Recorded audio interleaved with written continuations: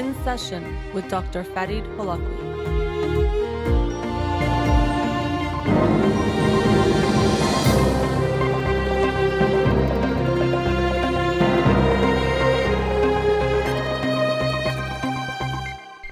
Good evening. Welcome to In Session. I'm your host, Dr. Farid Holakwi, and I'll be with you for the next hour here on Radio Hamra. On Instagram Live for the show, so I'm not taking calls, but you can follow me on Twitter or Instagram, or like my page on Facebook to get updates on the show, or suggest topics or books for the program. And the shows are uploaded at the end of each week to my SoundCloud page and podcast on Spotify and Apple Podcasts. The book of the week for this week is A Matter of Death and Life by Irvin D. Yalom and Marilyn Yalom. A Matter of Death and Life. And actually, I got the recommendation for this book from a listener from Germany. So, Danke, thank you for that recommendation. And this is, Irvin Yalom is a very prominent figure in psychology, written many books and contributed a lot to the field. And this book is him and his wife, Marilyn, who is a writer, writing a story of their, what I think is their last year together. I haven't started the book yet. So it seems like it'll be a very intense, powerful book about their last year together. And I believe she dies as they concluded writing the book. So it says a year-long journey by the renowned psychiatrist and his writer wife after her terminal diagnosis as they reflect on how to love and live without regret. So should be a intense read, but I'm looking forward to it. A Matter of Death and Life by Irvin D. Yalom and Marilyn Yalom. Again, thank you to that listener from Germany for that recommendation. Much appreciated. And so the book of the week from last week that usually I would talk about tonight, but I won't be, is Post-Traumatic Slave Syndrome by Dr. Joy DeGruy. But Dr. DeGruy kindly has accepted to be on my show Wednesday to discuss the show, to discuss the book. So I'm very excited for that. So tune in on Wednesday of this week, where I will have Dr. Joy DeGruy on the show to discuss her book, Post-Traumatic Slave Syndrome, America's Legacy of Enduring Injury and Healing. And so since I have her on the show Wednesday to talk about the book, it left today open to take some of your questions. So I posted on Instagram since yesterday asking you to send in your questions, and kindly, I think I got over 100 responses of people with questions or suggestions for topics. So I thought today, or on tonight's show, I can get to some of those. Of course, with so many, I won't be able to get to all of them, but I'll try to make some of my answers shorter to get to more of those questions, and many of them I've written down, so if I don't talk about them on tonight's show, maybe I'll be able to discuss them on a future show. So there was one that was more general about COVID, reflections on COVID. And, it's last week, I forgot the exact date, but it marked 1 year since we had a shutdown in many places in the United States, including California. And it's been quite an interesting journey, as many of you probably remember. I remember myself, we were hearing that it would probably be a few weeks and then life would be back to normal. And so that's what I was expecting. Here we are a year later, and clearly we're not back to normal at all.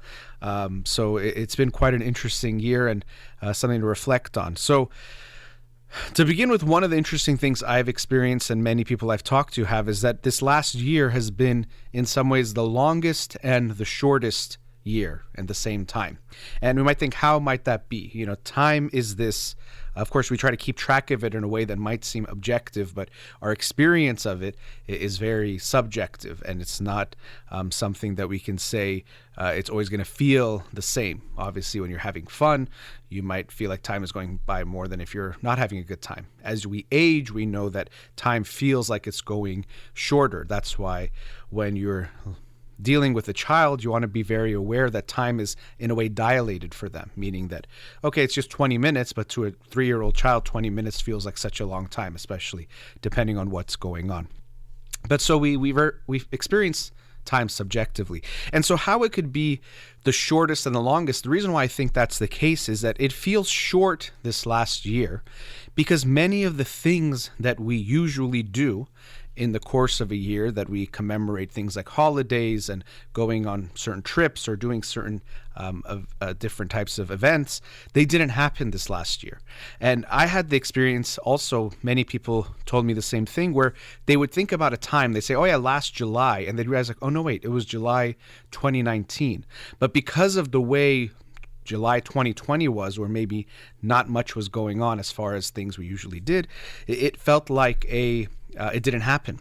So in that way, this year felt very short because many of the things we usually experience that let us know time is passing or that a year is passing didn't happen. And I think it's interesting the way we experience time.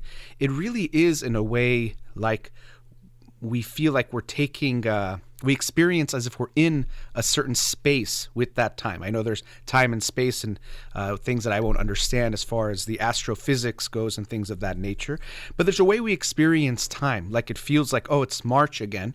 For many Iranians, they feel Nowruz is approaching, and it can even affect the way that they feel.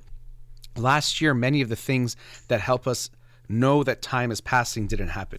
So in that way, not a lot happened. So it felt like it happened very quickly, or it didn't even happen. But it feels long because we also, time felt like it was going slow. We weren't having as much enjoyment or fun as we usually do. So as a result, it felt like a very long year. So I think that's one of the interesting paradoxes of how we've experienced this last year, is that time has gone very slow and very fast in some ways. And that's kind of some of my thoughts on that. I also remember when the pandemic started, I had a very strange experience, as many people did, where, as I was talking about how we keep track of time, that nothing was happening, or it felt like nothing was happening. Things in my practice were changing. The radio, we were dealing with some things, so I didn't do my show for a couple of weeks, but a little bit of time. And strangely enough, one of the things that helped me feel like I still was grounded in time in some way was reading the books that I do. Because I read a book a week, and the fact that I was still doing that and looking at how far I was, interestingly, in the book, felt like, okay, I'm coming to the end of the week, and this is 1 week of time, and then the next week is starting. Because the usual ways of keeping track of time felt like they were not there. So that was another interesting experience that I wouldn't have thought that reading the books a week would give me some sense of grounding in the passage of time. But during those first, especially weeks of COVID, it definitely did that for me. And so, of course, there's so many different areas we can look at COVID and how it's affected us in different ways. And of course, sometimes we'll say we're all in this together. In a way we are, that we can try to band together and work together, one, to stop the spread of COVID, but also to come together to help each other. But of course, everyone is experiencing it in different ways. And it's not really fair to say everyone's in it together. We should be mindful of that when we recognize that some people are facing far bigger challenges than we might. So they might not feel there's so much in it together with us or whoever you are when they're going through all of that. Another thing we experience is that many of the things that we took for granted that have to happen didn't happen, and we saw we were okay. Not going into the office, not working as much, not doing certain things. We realized we were okay, and I think something that many people experienced, and like anything, it's not all good or all bad, but people were forced to be home more with their families. So there were more conflicts and things did arise, which itself is not necessarily bad. It's something to deal with. But people also spent more time with their kids than they ever had before. And I hope for some people, it was this recognition that, well, when we want to go back to normal, something that we hear a lot, was it so normal the way I was living my life and we as a society were living our lives? And do I want to rush back to that necessarily? And I think for a lot of people, and I hope for a lot of people, the answer would be no. If you were working 14 hours, again, there are sometimes people who have certain demands on them, so necessities. But if you were working 14 hours a day and not seeing your children, and now you're home more, a lot of people realize, why was I doing that? This is more important than that, and I don't necessarily need to work that much, and we can reshape or shift our priorities. The pandemic made so many things close and stop that it was like a forced reset. You didn't plan on it, you didn't ask for it, but it did force you to reset a lot of things. And so if we were given the opportunity to restart the way we live our lives, what would you do the same and what would you do differently? Which is also a reminder of how we want to be intentional in how we live our lives in general. When I work with clients, even my own experience in talking to people, what we sometimes realize is life, it feels like it's happening to us more than it feels like we're choosing to live our lives. Oh, I have to do this, I have to do that, then this is coming up, then I need to do this. Putting out all these little fires, just doing certain things that we feel we quote unquote have to do. And when we pause and take a look at things, we realize, wait, why am I doing all of these things? Do I have to do all of them? Would I choose to do all of them? And so it's a reminder to live an intentional life, meaning that you look at how you are using your time. What is in your life that you like and want to keep or want more of? What is there that you wish there was in your life that there isn't? Looking back on your life 10 years from now or in these next 10 years, what would you feel would be missing if you continued living in this way, or what would you like to have be in your life? So I hope for everyone, as much as there is this rush to go back to normal, which is understandable because we missed so many things. When things go back to normal, there's a sense of calm that it gives us going back to how things were. Change always creates some anxiety. What I think is important that we realize that do we need to rush back to how those things were if they were unhealthy? So much about our own lives and about society was unhealthy. We don't necessarily need to rush back to that. So I know I would try to get through these quickly, but clearly I'm not doing that. If you've listened to my show, you know that a lot of times isn't the case. Maybe I'll shift to this one. And I wrote them down mostly word for word. How do we deal with crazy people against the vaccine and all the wrong info that they have? So that was a question that was asked. So as is often the case, if you approach anyone who disagrees with you with the mindset that they are crazy, you're probably not going to have a good conversation. And really, there probably isn't a hope or really a point to have a conversation with someone you're calling or considering crazy.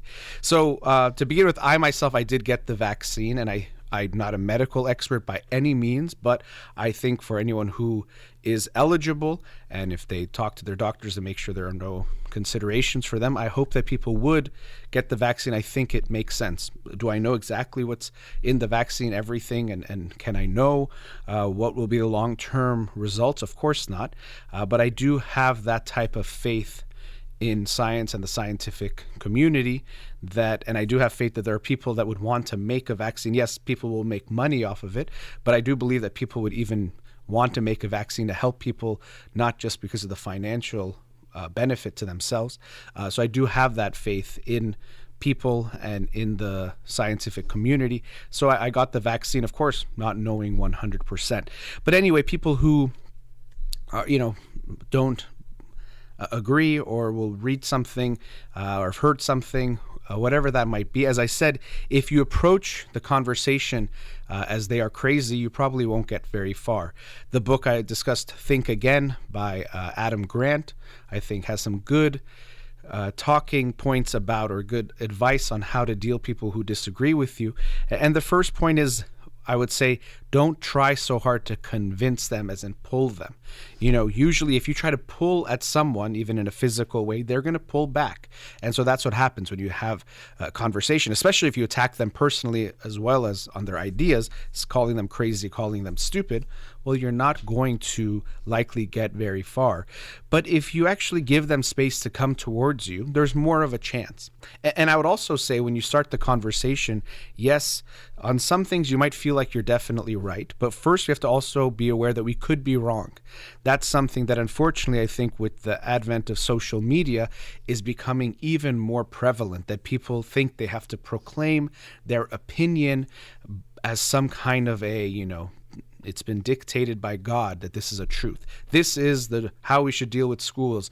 This is the right way to deal with the economy, with COVID, with this, with that. We have to all act as if we know exactly the truth, even when experts in a certain field might not agree about what to do or what would happen if we do X, Y, or Z thing. So I think it's important to be a little bit more humble and have that intellectual humility that I could be wrong, or I don't know for sure. Here's what I think, here's what I believe.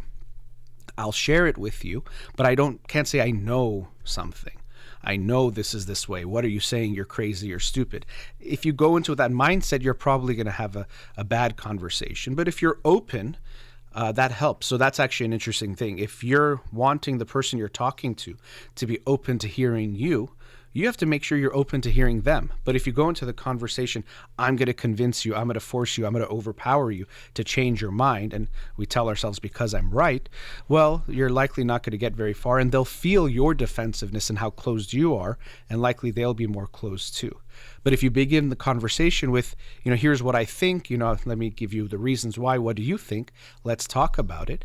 You're more likely to, one, have a good conversation, and two, again, we want to recognize that our goal shouldn't be, I'm going to go in and change your mind. It should be, I want to have a discussion and a conversation with you, which is very different than just changing someone's mind.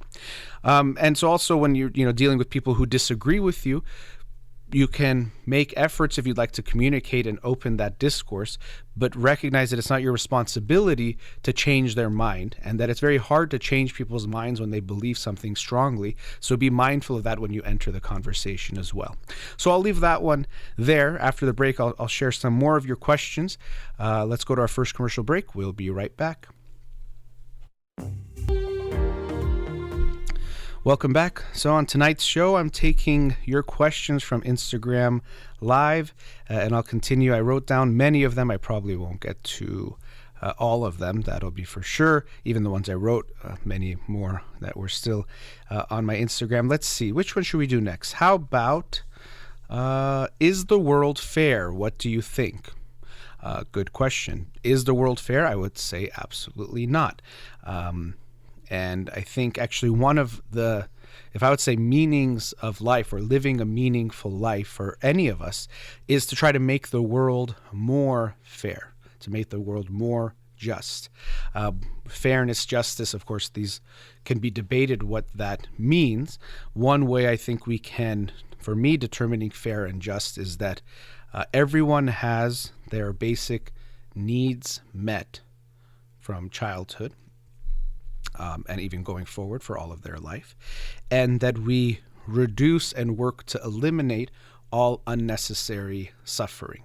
By unnecessary suffering, meaning that if people are starving and there's food, that should be, we can eliminate that. If people have certain illnesses and there is the medication, but because of things like money or getting the medication there, that as a world we should work towards that. So that's what I mean by unnecessary suffering. Even in someone who has all the money in the world, there's some things, some suffering, physical and emotional, you can't stop. People are researching all sorts of treatments for medical issues. I mean, we just saw it with COVID. The vaccine came out after many people had lost their lives. People continued to lose their lives. Again, much could have been done to deal with the virus in different ways, but still, for some time, we didn't have anything that we could do as a vaccine. So what I mean by unnecessary suffering, it means that if we have the means to take care of our fellow world citizens, we make sure that we do that. Again, if people don't have water or they don't have sanitation for certain things, I think as a world community, global community, we should take care of that and make that a priority. I think going back to the previous segment about COVID, I think we saw something, and I mentioned this many times back then too, something I thought was beautiful. There's always some darkness or some light silver lining, was that I think people came together, at least to some degree, to help one another, in the sense that if you look at what was going on, many people stayed home even though they were far less vulnerable to get sick or to get very sick from coronavirus, but they were making sacrifices for other human beings. And I think that's something that should be an accepted part of life, that we make sacrifices for one another in different ways. It doesn't mean we sacrifice everything, but that we consider that it's not something that, it's not hurting me, so I don't care what happens to you. And as we generally see in the book, actually, The Sum of Us by, I think it was Heather McGhee that I talked about last week, we might think it's affecting others, but the planet and really the whole world, but is like a ecosystem. Things affect one another. If you pollute one area, it's going to come back to you in some way. If you even create hate and violence somewhere, it likely will come back to you in some way. So it does affect you anyway, but nonetheless, I would hope that we think about how to make the world more fair. And something I hear sometimes about this when people say they use this phrase, well, life isn't fair, as a justification for something. Oh, some kids are experiencing homelessness in a wealthy city like Los Angeles. Well, you know what? Life just isn't fair. And I think that's a very kind of cheap way to get out of really looking at what's going on. Yes, life isn't fair, but we should strive to making it more fair. I'm sure if you told that same person, they said life isn't fair, and he said, oh, give me all of your money. Okay, life isn't fair. And give me that and give me this. Life isn't fair. They would fight back. They would say this is not okay. They would probably be thinking something like this isn't fair. So to say that as a justification for the way the world is, I think is just an easy way of trying to not look at the actual situation. Yes, there are injustices in the world. Things will always probably be a little bit unfair. It won't be that it will be perfectly fair, but it doesn't mean we shouldn't strive towards making the world more fair. And to me, that's something that all of us as human beings should be looking at. How can we make the world more fair? Who is suffering unjustly? What are sometimes the invisible victims to things that are going on, sometimes visible victims of things that are going on? How can we try to promote justice in the world? So I don't think that the world is fair, but I do think that we should make, all of us should make that a priority, try to make the world more fair. Let's see. Another question was about how to deal with strong-willed toddlers. And they said 4 to 5 years old. Toddlers sometimes, starts even at 2 years old. How to deal with strong-willed children, toddlers. And so parenting, as I always mention when I talk about parenting, is likely the hardest role any human being can have in their life. And the biggest responsibility, and that tends to go hand in hand. The biggest responsibilities tend to be the most challenging. And so being a parent is very difficult. And when we talk about a quote unquote strong-willed child, that can be more challenging. But what we have to be careful of is what sometimes people think is if you have a strong-willed child, you're supposed to, in essence, break that will to overpower them, to take control of the situation. And so, as I mentioned, being a parent is very difficult because you have your child and you're trying to raise them the best way that you can, emotionally, your relationship with them, provide for them, all sorts of things, make sure they have a balanced life as much as possible. And there's things like time and bringing them somewhere here. We have to do that now. It's time for school. So when a child is quote unquote strong-willed, it can make things a little bit more challenging in the sense that getting them to do what you want becomes harder. But that's what you have to be aware of, is that a lot of times when we think of a child as easy or challenging, really what we a lot of times mean by easy is they make life easier by always listening to me and doing what I want. They don't ever question me if I say something. They do it as soon as I say it. And sometimes we think that's a good thing, but oftentimes that happens out of fear or out of the feeling that I'm not allowed to disappoint you, or I'm not allowed to say or do something you don't like. So I sometimes think of when we used to have, dinner parties before COVID, and sometimes you'd see a child sitting there quietly the whole night. And especially in Persian culture, but maybe all cultures, they'll look at that little boy or girl like, what a good child. This 4-year-old didn't move for hours. And it made our night easier as the adults. We consider when we have these dinner parties, although the children are there because we kind of need to have them there, the grown-ups think this is our party, it's for us, and the kids are just something that can make it more of a nuisance or annoying. So if they sit there and do nothing, what a great kid. But likely if you have a 3 or 4-year-old that doesn't move all day, that's concerning. Children are supposed to play, are supposed to be active, or supposed to engage in things, supposed to explore the world. So what we sometimes think of as an easy kid doesn't necessarily mean that's the healthiest thing. What's easiest if they never disagree with you, I get that. And it does make sense. It would be, in a sense, easier if they never question you.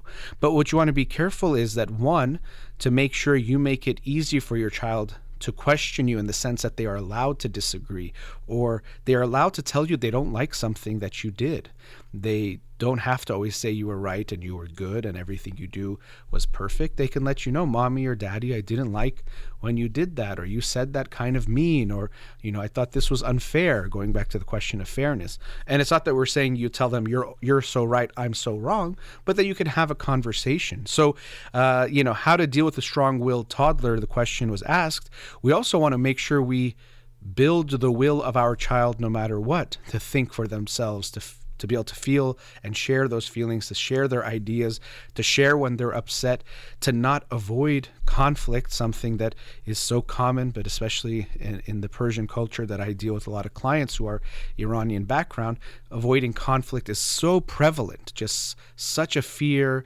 Always avoid it, don't fight. And what usually happens is we don't fight until we blow up. So we don't have healthy arguments and disagreements. We have these ugly fights that end up damaging relationships because we also don't look at conflict as something that can be resolved. Oh, my sister said something 25 years ago and we haven't talked since. I see so many stories like that in our families, and it's heartbreaking.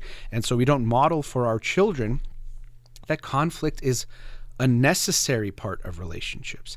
You can't have healthy and strong and close relationships if you don't have conflict. It's not possible, because the assumption is that everyone would agree on everything all the time, which is not realistic. It's not human. It's not something we should expect. So if you have a relationship that has zero conflict, that means one or both people in that relationship are holding things back, or you're not very close.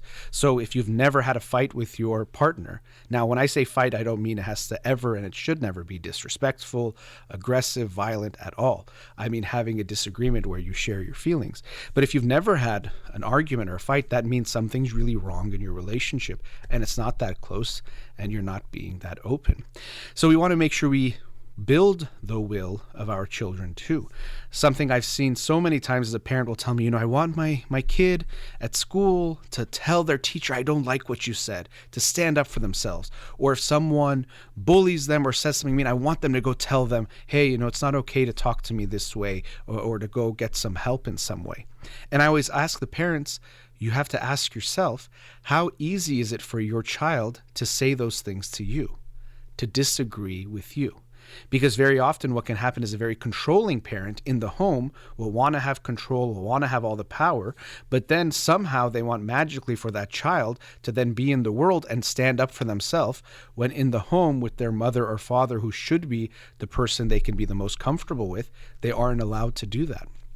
So we have to be very careful that some of these assumptions or things that we carry with us with our children don't affect the way that we allow them to express themselves and to be who they want to be. And that, I know this question was more looking at how to deal with a strong-willed toddler, but to make sure we build the will in the sense that the self-esteem, that you have a right to disagree, you have a right to share your feelings, you don't have to want what I want, that's okay. We can want different things, we can like different things and still love each other. That's part of actually any two human beings that like each other or love each other. You're allowed to speak your mind. And then dealing with a strong-willed toddler at the same time, I don't want to say it's just so easy and you should never have a problem with it. It can be challenging. And so you still do need to have boundaries. You still need to have rules and things in the home that make sense to give it some structure. And you likely will have to explain it to them. If you're saying they are strong-willed, usually they will challenge you. And so it does make you question yourself, which is not bad.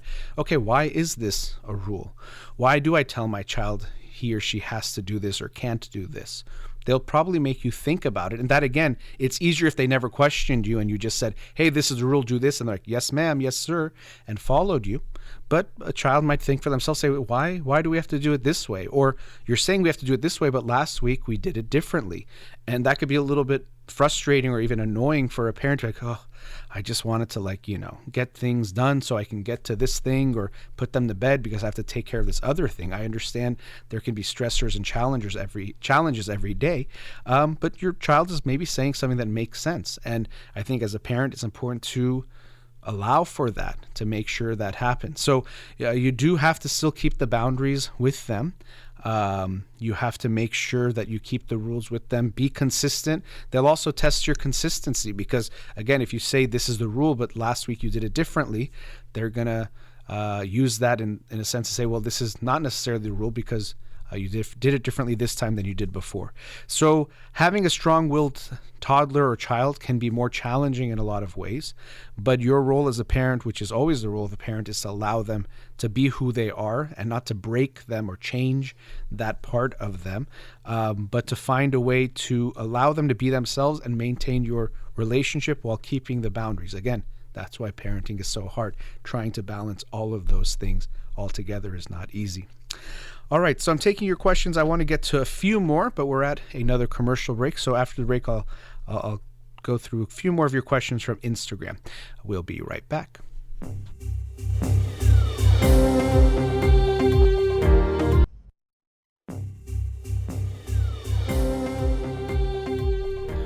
Welcome back. Taking your questions from Instagram for today's show. I wrote down a few more of the many that were submitted. One was, I am scared to be vulnerable and show love for my husband. How can I? And so vulnerability, it's a word we hear a lot about the importance of vulnerability. It's good to be vulnerable, but actually being vulnerable is not easy, and it does feel risky. I was talking about something related to this during the break about when you want anything good, you have to be willing to risk a lot of things usually to get it, or that you can lose that thing or along the way lose something.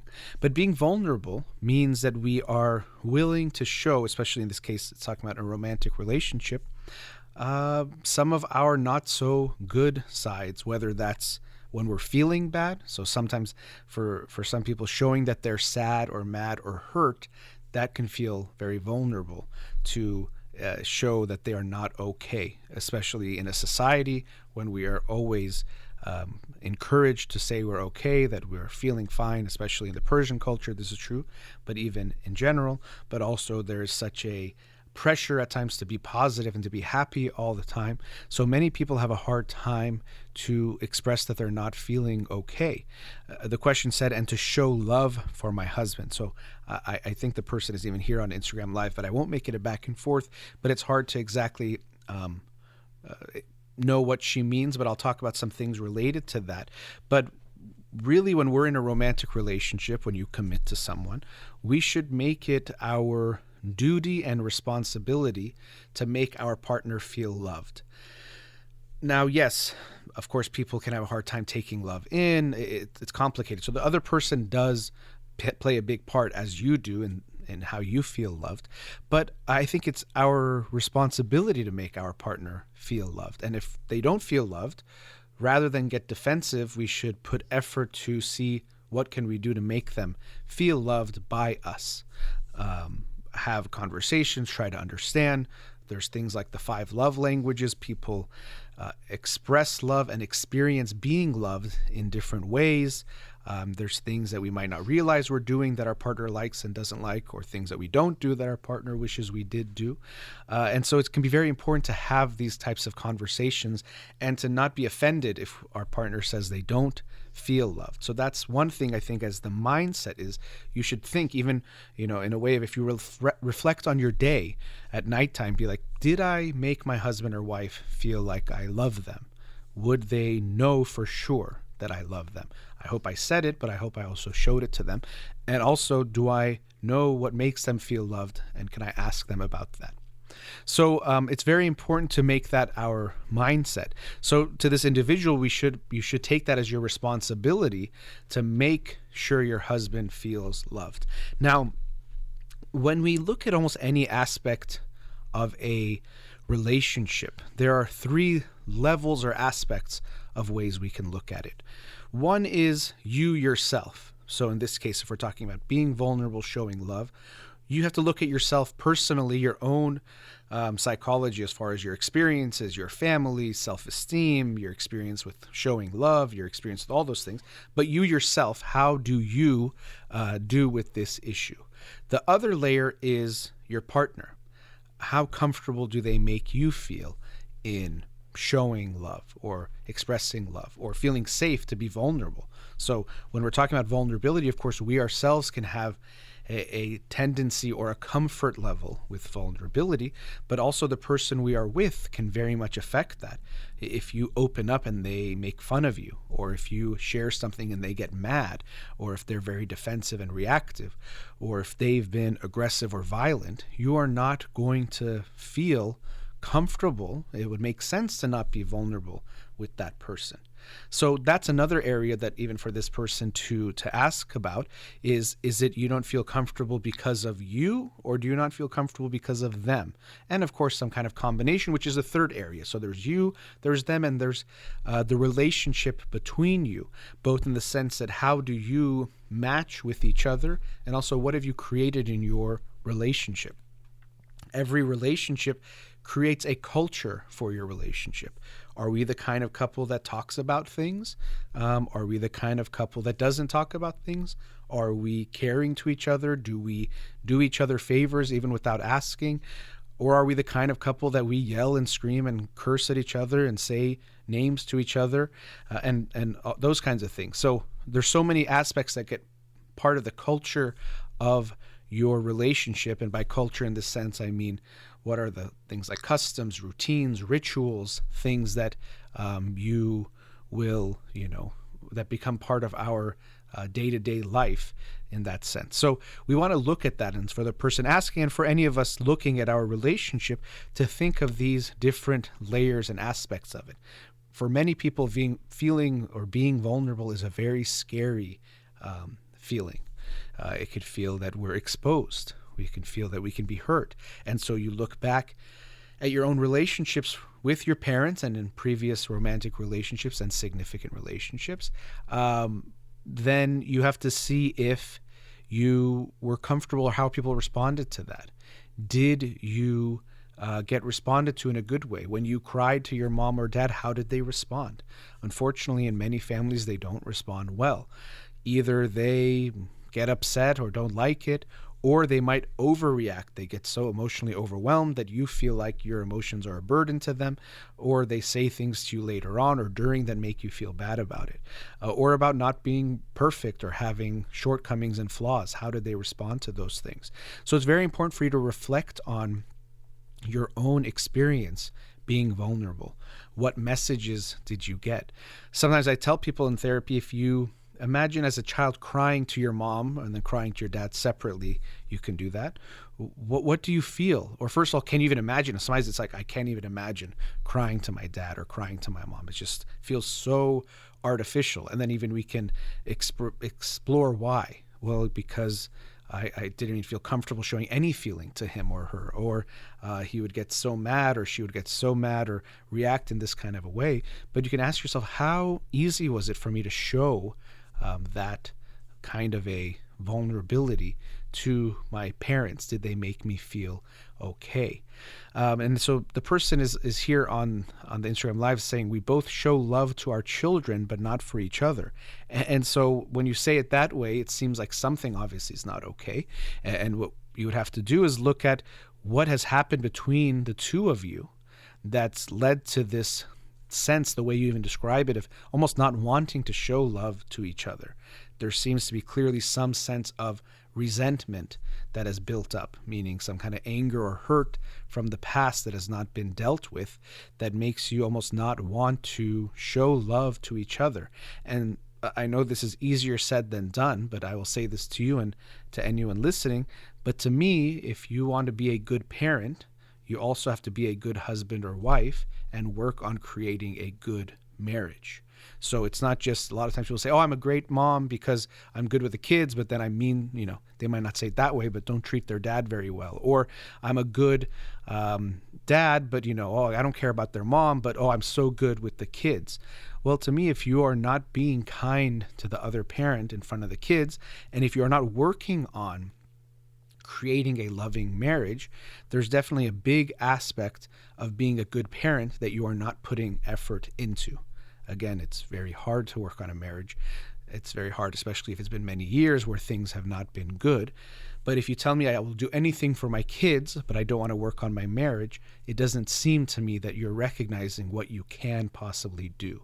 Because if you actually look at what the children experience, of course, their relationship with each parent individually is huge. It's very impactful. But the relationship that the husband and the wife or the two parents have in the home creates the environment and the context and the sense of safety that the children will experience. So if there's coldness, that still hurts kids. Because I'll also hear that from parents. They say, well, no, our marriage doesn't affect the kids because we don't fight. It's just we kind of don't interact. We sleep in separate rooms, something that I've heard so many times from families that the parents sleep in separate rooms. So no, we don't fight in front of them. We're just very cold, or we just don't interact with each other. And there is hot bad and there's cold bad. Hot bad meaning fighting and yelling and aggression and even violence. Yes, that's horrible, damaging, and really traumatic.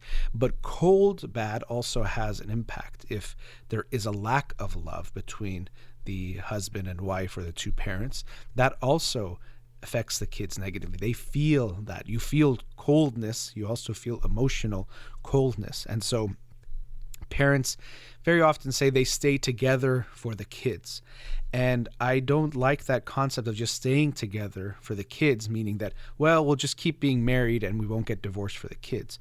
You need to work together for the kids, meaning let's work on this marriage for the sake of our children, of course, for ourselves as well. But let's work on this marriage rather than let's have an unhappy marriage and force our kids to be victim to that. So if you want to be a good parent, you have to be working on your relationship as well. It's not just about your one-on-one interaction and relationship with those kids, which is very important. So the person here is also who asked the question is saying, that's why I need to get vulnerable and show my real feelings without fear. That without fear part, again, I don't know about your interactions with your husband to know if how he makes you feel and how he will respond. There's no guarantee. So I can tell you, and if I was just feeling in an idealistic way, that you can go tomorrow and share with him how you feel and he's going to respond really well to it. I don't know your situation. I don't know what he is like and what your relationship is like and what it would take. But I would hope that you can ask him and talk to him about this situation, that we are both not happy. It seems from what you're saying. Now, maybe he won't agree. And I would always say open these kinds of conversations, definitely not attacking the other person. So I'm sure you are hurt by him, by the things that he has done or things that have taken place in the relationship that he has done, hasn't done, as far as showing you love, ways that he has hurt you, all those types of things. I'm sure they exist. But if we're trying to build a bridge, we first have to connect, and we first have to show that that's why we are approaching. If you approach him just because you want to get angry at him, that anger is there. But if that seems to be just your only desires to unload that anger on him, you might do that, but you probably won't get very far as reconciling and getting closer with him. If you know your situation better, but if you can open that conversation with him of we're both not happy, and even acknowledging what you have done and haven't done as far as making the relationship better, but what you have done to hurt him. I'm sure you've made many mistakes in this marriage too, as any human being does in anything we do, but there's many things that you likely would have done differently, wish you could take back, but you can't. But now we can do with only what we have in front of us. So I would hope you go to him. And again, I don't know your situation exactly, but if you can, try to open a dialogue and a conversation with him. That it seems like you're saying you both show love to the kids, which is wonderful, but that why can't we show love to each other? And that it does seem like we've both hurt one another, and I can acknowledge that I've hurt you, and I hope that we can work on things for our kids, but also for ourselves, because the kids sometimes can serve as a motivation, because as I said, they're going to be hurting from what is missing in your marriage, but also you and him deserve to feel better too, and to feel that love. Sometimes it can help to remember, why did we marry each other in the first place? Very often in couples therapy, one of the first things or early things you do is you have the couple tell their love story of how they met. And of course, in that, it does help the therapist learn a lot about the couple, how they met, the circumstances, get an idea of the history of the relationship. So it serves that function, which is very important. But a lot of times it can also remind a couple who oftentimes, many couples wait to come to therapy when things are not going well at all, but to remember what made them fall in love with this person. Why do they love this person? Why do they want to be with them and start a life, create a life, and create a family together? And that can be very meaningful to remember there was something that brought us together. Not only that, what can be interesting, and when we remember what made us fall in love with someone, is that very often the things that that helped us or made us fall in love with someone, the flip side of that same characteristic is one of the reasons we are now fighting, or one of the things we started to dislike. And learning that and accepting that can be important, accepting our partner for who they actually are, the whole person, rather than just the first part that attracted us. So for example, you might be drawn to someone who's very rule oriented, everything is planned. They might be drawn to someone who's very spontaneous and free flowing. And at first it's exciting for them to experience something that's in their shadow, as far as something they're not expressing, but something that they have a hard time expressing themselves, personified in this person, and they're drawn to them. But over time of being with that person, being so spontaneous, they sometimes can get stressed out by the instability, that they change plans, they're not ready on time, they want to make a plan all of a sudden, and the person already has their mindset on what they want to do. And so the individual starts to dislike things that are actually part of the characteristic that actually drew them to that person. So we also start to learn those things. I do have to end the show, and of course, dealing with something like vulnerability and years of a marriage is not something that can be addressed in a few minutes, but I hope you will make that effort. I hope your husband will join you, and I hope you will approach him in a loving, kind way, rather than starting with the anger. Start with the love and the kindness and even the acknowledgement for what you have done that has negatively impacted the relationship, and see if you and him, the same two people, can create a different relationship than you had in the last few years. So thank you for your question, and thank you to everyone who shared your questions. Again, I got so many people who submitted questions for this. I'll do this again. I appreciate all of that. Thank you so much. And as always, a big thank you to Amir here in the studio. You've been listening to In Session with Dr. Farid Holakwi. Have a wonderful night.